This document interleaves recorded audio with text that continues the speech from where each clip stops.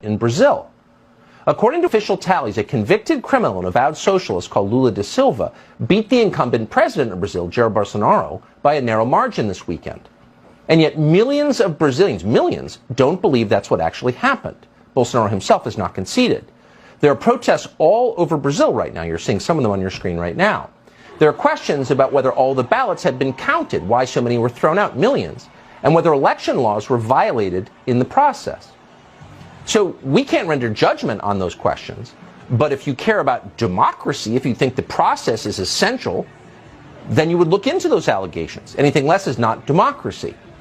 And yet what's interesting, and maybe a point of concern for the rest of us here in the U.S., is that you are no longer allowed to ask questions about this election in Brazil.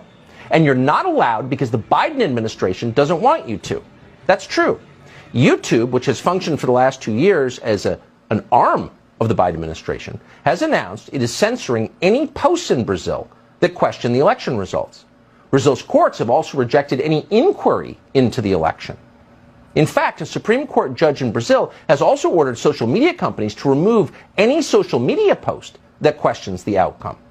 Overwhelming censorship in a, quote, democracy, preventing people from asking questions about how the, quote, democracy functions. So why should you care about this? Brazil, it's a long way away. Well, 2 reasons. The first is that the result of this election will determine the extent of China's influence in the Western Hemisphere.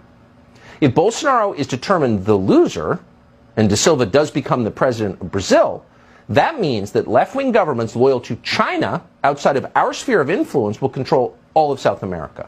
Brazil was the last holdout, also the biggest and most significant country in South America.